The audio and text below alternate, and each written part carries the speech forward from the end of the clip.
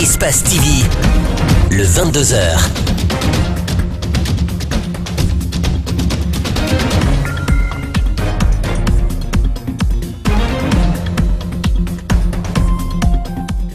Vous regardez Espace TV, c'est un plaisir de vous retrouver, mesdames et messieurs, bonsoir.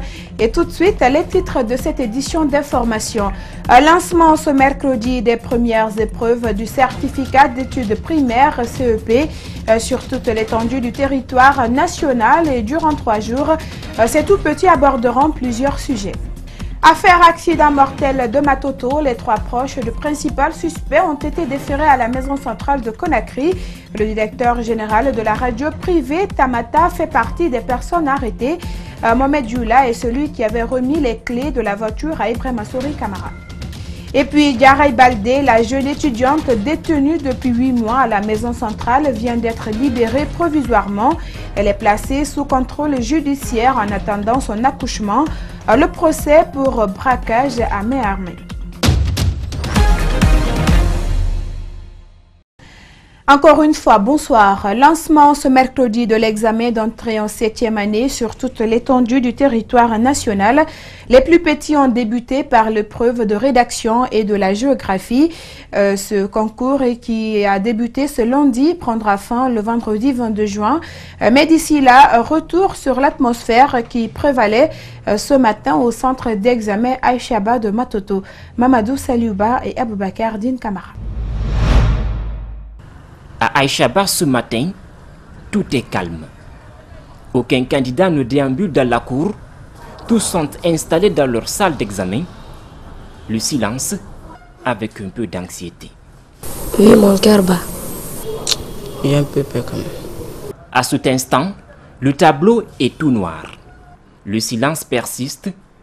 À 8h40, les autorités arrivent avec les épreuves. Non, je n'ai pas peur. Mon cœur ne bat pas. L'instant qui suit appartient à ce moment où les surveillants sont mis en garde. Si un enfant faute, il sera sanctionné.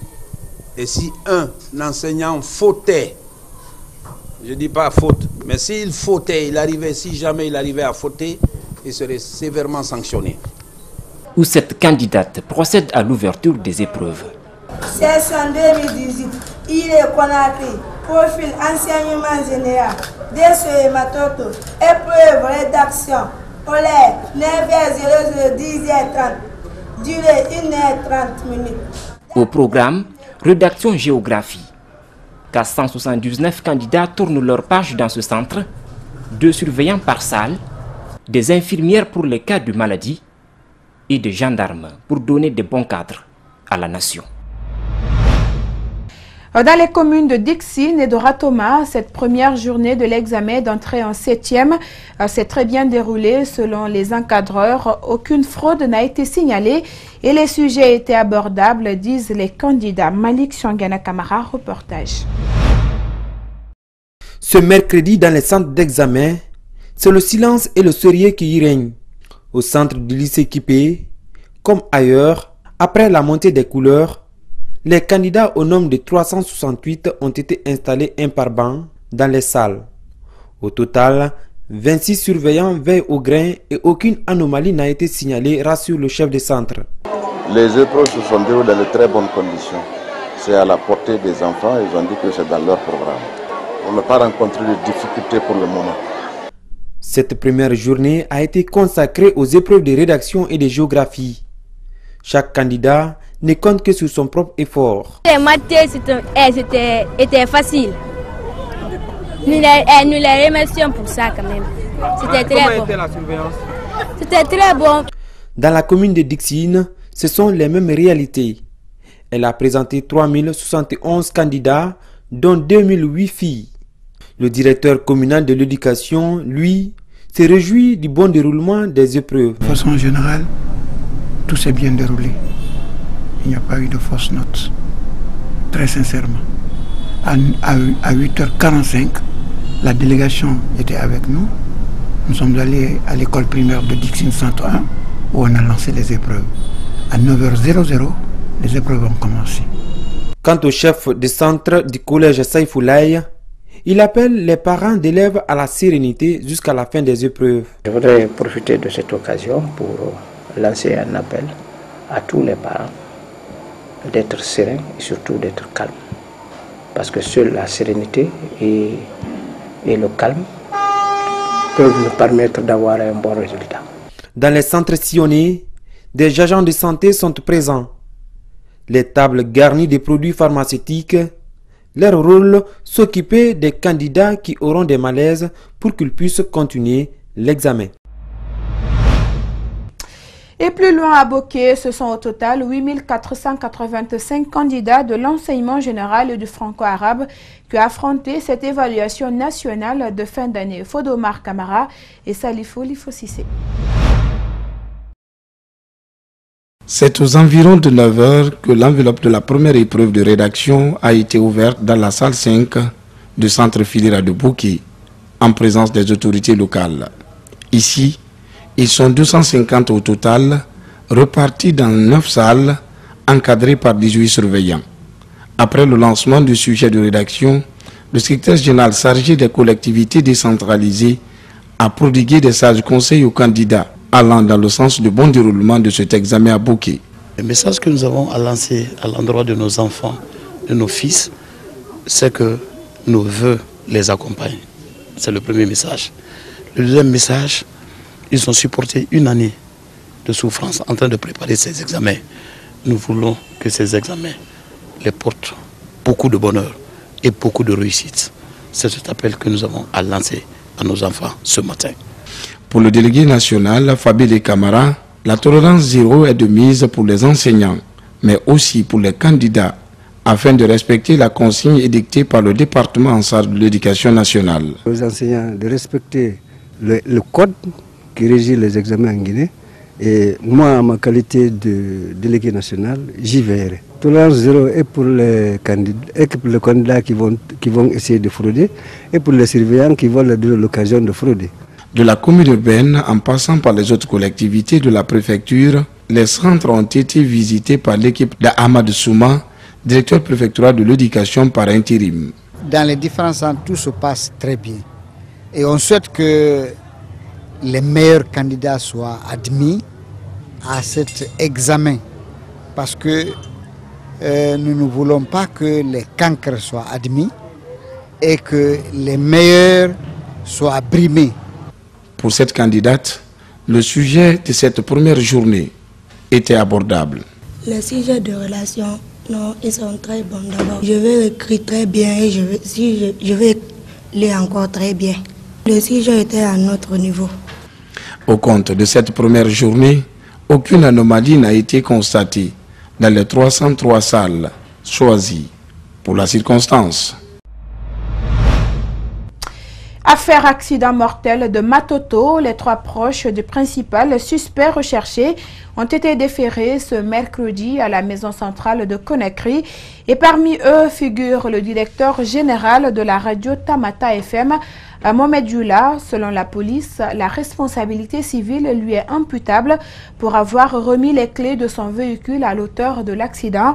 Le nommé Brahmasori Kamara, toujours en cavale, Antoine Kourma, a rencontré le porte-parole du ministère de la Sécurité, Boubacar Kassé, et suivi. Dans la matinée de ce mercredi, les 3 proches du principal suspect du drame de Matoto ont été déférés à la maison centrale de Conakry. Mohamed Youla, le directeur général de la radio privée Tamata, fait partie des personnes arrêtées. Nous sommes rendus compte que cette voiture est confiée à M. Mohamed Youla, qui est le directeur général de Tamata FM. C'est ce monsieur donc qui a reçu un étranger chez lui et qui devrait prendre son vol régulier d'Air France le samedi. Et vu qu'il avait des problèmes de chauffeur, il a fait appel à un ami sûr de lui du nom de Bernard Wunduno, auquel il a eu à poser ce problème, qu'il a dit non mais moi je connais un jeune. Et c'est ainsi qu'il a fait appel à Brahmasori Kamara. Le principal suspect est toujours recherché et les personnes arrêtées seraient en prison pour leur proximité avec lui et pour une question de responsabilité civile. Civilement, ils sont responsables. C'est le procureur de la République près le tribunal de première instance de Mafanko qui dirige donc les enquêtes. Et c'est sur sa demande expresse que nous allons les mettre à la disposition du tribunal, quitte au tribunal de prendre une décision. Les enquêtes seraient en cours pour retrouver Ibrahima Souri Kamara, le chauffeur de la voiture, à l'origine de l'accident. Les identités des différentes victimes sont connues. Et au cours de l'accident en dehors de Ablaïba, il y a eu d'autres victimes qui sont tous présentement hospitalisées. Il s'agit de Koreabo Kourma, 34 ans, caméraman. Alpha Kake, qui est gestionnaire aussi. Abdoulaye Baldé, 34 ans, chauffeur. Ousmane Ba, 15 ans, apprenti chauffeur. Tidjane Ba, 29 ans, ingénieur de profession. À partir du lundi 25 juin prochain, aucune moto n'est autorisée à se rendre à Kaloum. C'est une décision du nouveau ministre de la Sécurité et de la Protection civile à l'issue d'une réunion tenue ce mercredi au département. Toutes les motos, sans distinction aucune, sont concernées par cette mesure. Boubacar apporte des précisions au micro d'Antoine Kourouma et d'Aliouba. Le ministre de la Sécurité et de la Protection civile a convoqué une réunion qui a regroupé l'ensemble des acteurs en charge de la gestion de la voie publique, les syndicalistes à tous les niveaux et tous les responsables des mototaxis avec lesquels il a eu à définir, à donner des instructions, l'orientation dans le cadre de la discipline quand même de ces mototaxis. Et je crois que la première des décisions qu'il a eu à prendre, c'est qu'à compter de lundi, aucune moto n'est autorisée à être dans la commune de Kaloum. Oui, je pense qu'il sera sur le terrain parce que c'est lui qui a pris la décision. Il a dit que sous sa responsabilité, et sous sa direction, et cette instruction sera de mise, sera appliquée. Le tableau de l'économie subsaharienne est peu reluisant, en tout cas c'est ce qu'indique le document intitulé « Les perspectives économiques régionales de l'Afrique subsaharienne ». Dans son édition 2018, l'ouvrage a été présenté ce mardi par le Fonds monétaire Djibril Ba et Abdoulaye Kamara. Le document sur les perspectives économiques régionales de l'Afrique subsaharienne, dans sa nouvelle édition, comporte 3 chapitres. Les indicateurs présentés dans ces chapitres sont mitigés. Autrement dit, les résultats indiqués dans le support sont loin d'être uniformes d'un pays à l'autre. La première partie, c'est les données de passé sont les données de chaque pays. C'est ça comme fonctionne au Fonds monétaire. Le réel de passé vient de données vient de chaque pays membre. Ça, c'est une chose.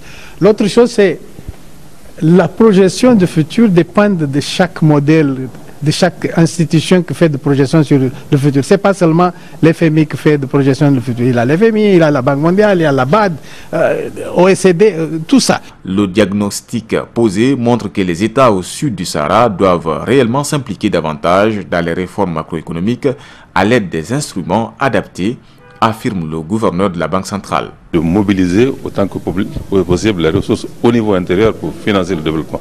La problématique donc de la réforme fiscale a été abordée pour qu'il y ait peut-être de nouveaux impôts, mais qu'il y ait surtout un rendement plus important des impôts. Un rendement ne voulant pas nécessairement dire un taux plus élevé d'imposition, mais une rationalisation de l'imposition. Malgré cette vision non encourageante détaillée, la Guinée se démarque légèrement. Le cas le plus illustratif est la récente mobilisation des ressources fiscales en utilisant un opérateur de téléphonie mobile. On en a de bons actuellement, mais que cette situation s'installe dans la durée et qu'on ne fasse pas recours, qu'on ne soit pas toujours dans un état d'éternel recommencement. Les spécialistes sont unanimes aussi que les banques doivent accorder des crédits, raison de leur existence, leurs intérêts, puis l'usage des technologies de l'information et de la communication n'a pas été oublié pendant le débat. Quelle approche de solution pour limiter les accidents de la circulation en Guinée? C'est l'épineuse question qui tracasse plus d'un Guinéen en ce moment. Environ 400 vies sont ôtées par an dans les accidents sur nos routes. Et selon les spécialistes rencontrés par nos reporters, on fait le point avec Makiso et Gibril Kabak Kamara. En début d'année, c'est un plan d'urgence sur la sécurité routière qui avait été enclenché par le département de la sécurité et de la protection civile pour limiter les drames sur les routes. On parle de 400 et quelques morts au niveau de la police. Au niveau de la gendarmerie, le chiffre est relativement proche ou supérieur. Parce que les accidents, la plupart des accidents qui arrivent, le nom en nombre, c'est dans les centres urbains. À cause de l'interaction, il y a suffisamment de véhicules, donc motos, voitures, camions, etc., piétons, de sorte que dans l'interaction, la probabilité pour que les accidents arrivent est plus élevée. Pour cet analyste de la sécurité routière, les mesures doivent être prises pour réduire les accidents urbains et interurbains. Il y a les règles liées aux sanctions par rapport à telle ou telle infraction. C'est de ce point, c'est à ce niveau-là que le ministre Kera a beaucoup à jouer. En fait, ce n'est pas le ministère de la Sécurité qui régit les lois par rapport à l'utilisation de la route. Quand on parle du code de la route, c'est pluridisciplinaire. Il y a le ministère des Transports, il y a le ministère de la Justice, il y a le ministère des Travaux publics, il y a le ministère même de la Santé, il y a le ministère du Commerce par rapport aux transporteurs. Faire une institution telle que chacun peut, en tout cas, personne ne peut justifier son mauvais comportement parce que cette loi-là n'est pas favorable à nous. Le respect du code de la route est fondamental dans la réduction des accidents. À cet effet, Alpha Ibrahima Keïra, le nouveau ministre de la Sécurité et de la Protection civile, entend sévir contre tout contrevenant. C'est du moins ce qui ressort de l'entretien téléphonique qu'il nous a accordé. Et les 15 quartiers de la commune urbaine et les villages impactés par les travaux du consortium SMB, UMS, WAB viennent de bénéficier de quelques écrans géants et leurs accessoires, une manière pour les citoyens de bien regarder la Coupe du Monde de Russie 2018. La remise de ces matériels a eu lieu en présence des autorités locales de Boké. Fodomar Kamara et Salifo Lifosissé. Ce sont 23 écrans géants, des groupes électrogènes et autres accessoires qui ont été repartis dans les quartiers de la commune urbaine, les villages impactés de Kaboui et de Kolaboui. Ce geste de consortium démontre à suffisance son attachement vis-à-vis des populations dans leurs obligations sociétales. En ce qui concerne le bien public, il faut l'entretenir consciencieusement. Parce que ça, c'est un don, ce n'est pas pour une seule personne. Et vraiment, je peux dire que vraiment c'est quelque chose de succession. Quand on le maintient très bien, ça peut même servir nos enfants. Parce que vous voyez la majorité des jeunes qui sont là aujourd'hui. Parce qu'il y a même les enfants de 7 ans, de 6 ans qui sont dans la salle. À la remise de ces appareils, les autorités de Boké se disent satisfaits de ce geste magnanime du consortium SMB-UMS-WAP avant d'inviter les bénéficiaires à l'utilisation rationnelle de ces appareils audiovisuels. Le consortium WAP, UMS, SMB, voilà un consortium qui est en train de beaucoup faire. Mais si aujourd'hui, ce n'est pas représenté au niveau de nos médias, nous dirons que toujours qu'ils ne sont en train de rien faire pour la jeunesse de Boké. Donc aujourd'hui, nous sommes très satisfaits, nous sommes très comblés parce que notre jeunesse, ça va permettre à la jeunesse de Boké de suivre tout ce qui se passe au niveau de cette Coupe du Monde. L'entreprise, quant à elle, promet de se rapprocher davantage aux populations en créant des meilleures conditions de collaboration. Depuis l'année dernière, nous avons commencé cette initiative. À l'occasion, on a installé 23 kits dans 23 localités. Non seulement nous avons en ville de Boké 9 écrans installés, mais tout le reste du 9 sont dans les villages, dans les différents villages impactés par les activités minières. Et ce n'est qu'un départ, parce que nous accompagnons la jeunesse de Boké en matière sportive. Certainement, nous allons organiser encore des tournois de football à l'attention de la jeunesse, un moyen de regroupement et de renforcement de liens de solidarité et montrer à la jeunesse de Bokeh, nous les accompagnons à tout instant, dans toutes circonstances. Partout dans les quartiers, les jeunes suivent cet événement sportif mondial avec satisfaction. Au-delà de ces écrans géants, le consortium a octroyé aussi 500 chaises en plastique à la Maison des Jeunes de Bokeh. Elle est enfin libre après 8 mois en détention à la maison centrale de Conakry. Garay Baldé, la jeune étudiante, a bénéficié d'une liberté provisoire ce mercredi. La jeune fille en grossesse avancée, accompagnée de ses avocats, est sortie de la maison centrale de Conakry à 15 h. Elle n'a pas échappé à nos caméras. Cette libération, c'est pour permettre à la jeune étudiante d'accoucher dans de bonnes conditions. Libérée, elle est placée sous contrôle judiciaire. La défense n'attendait que cet acte du juge Abdourahmane Ba et Aliouba. Entrée dans ce centre pénitentiaire jeune fille, c'est une femme en état de famille qui en ressort. Après les multiples combats menés par les activistes des droits de l'homme, Garay Baldé recouvre sa liberté comme son tuteur accusé il y a quelques semaines, lui-même poursuivi pour viol. Ça a été une longue bataille. On a déposé au minimum 2 demandes de mise en liberté. Et aujourd'hui, Garay est libre provisoirement, mais c'est une liberté provisoire assortie de contrôle judiciaire. Donc nous nous réjouissons aujourd'hui de constater qu'elle est libre et qu'elle va pouvoir accoucher hors de cette prison et que la procédure va suivre son cours. Après 6 mois de détention à la maison centrale avec une grossesse, Garay n'accouchera finalement pas en cellule, ce grâce aux différentes démarches menées par les avocats et les ONG pour sa relaxe. Nous n'avons qu'apporté notre soutien quant à la libération de Garay Baldé. C'est juste une intervention que l'institution que j'incarne a sollicité auprès de la Cour d'appel et pour que mademoiselle Garay Baldé soit libre. Compte tenu de l'état qu'elle se trouve, Garay Baldé. Cette procédure est une bataille gagnée, mais plusieurs autres sont en voie d'être livrées. C'est le cas de la poursuite engagée contre son tuteur pour viol, mais aussi les préparatifs pour son procès.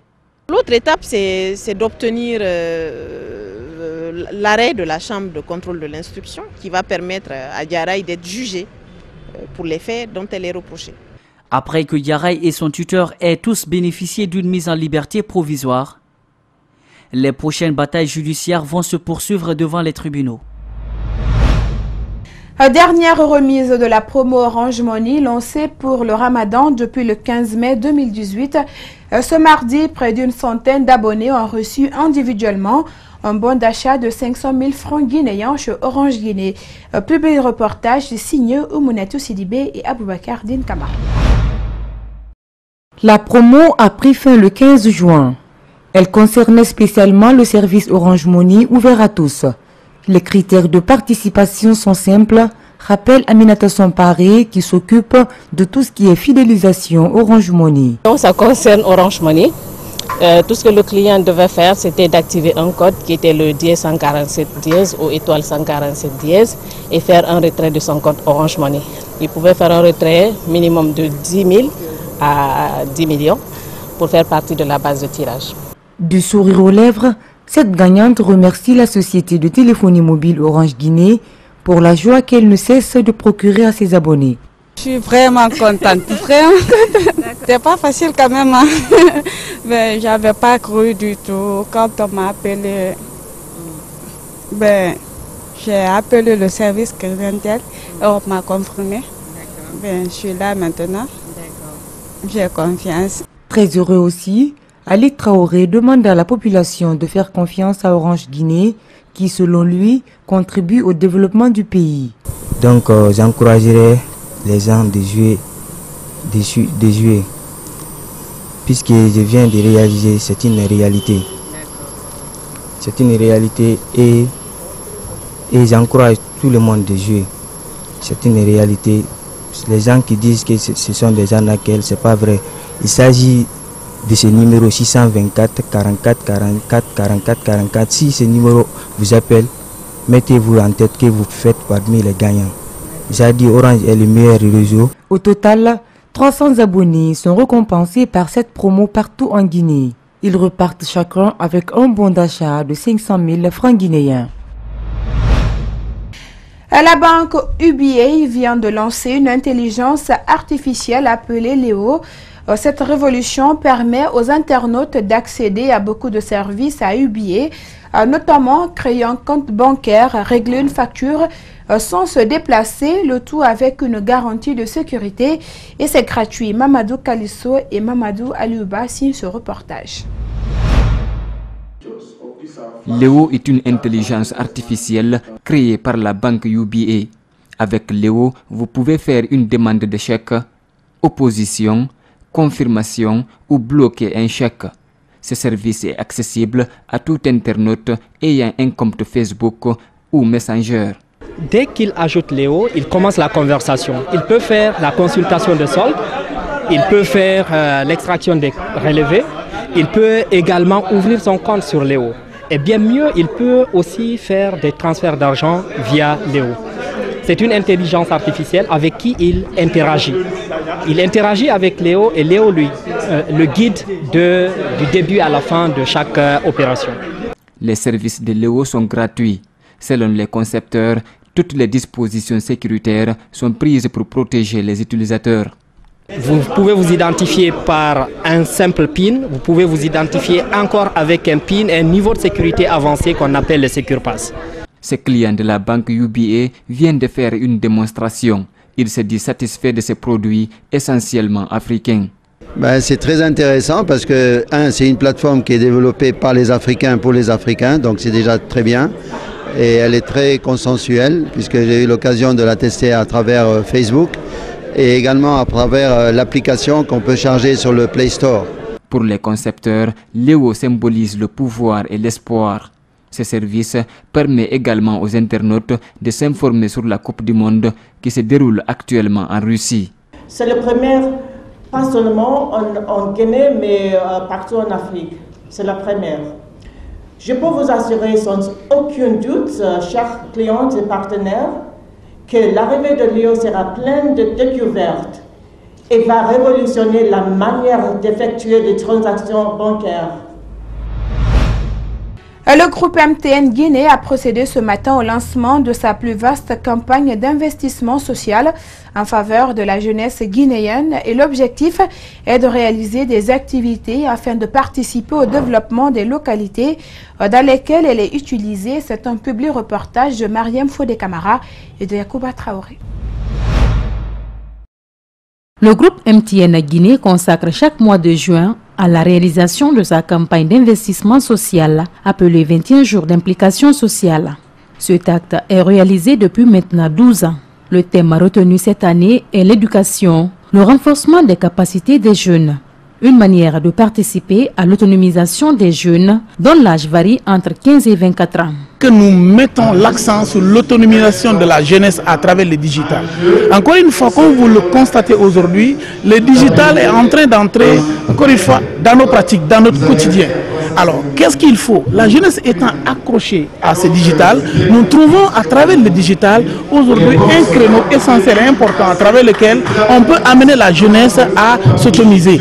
Des ateliers de formation, des journées portes ouvertes et l'assainissement d'une école publique sont entre autres activités qui marqueront ces 21 jours. Ça va commencer par des ateliers de formation de la jeunesse à l'utilisation du digital, et également ça va se faire à travers des actions d'assainissement. L'un des responsables d'une école bénéficiaire se réjouit de l'initiative du groupe MTN. Vraiment, nous remercions Dalmatin Guinée en partenariat avec MTN Guinée pour venir au secours à mon école pour la réparation des bancs et aussi l'embellissement de l'école et s'occuper aussi du bon fonctionnement de la latrines. Ces programmes seront exécutés en partenariat avec l'Harmattan Guinée, les acteurs de l'éducation et certaines universités et entreprises de la place. Et voilà, c'est cet élément qui met fin à cette édition d'information réalisée par toute l'équipe d'Espace TV. Merci à tous de l'avoir suivi et surtout l'info continue sur notre site web à www.espacetvguinée.info et bonsoir.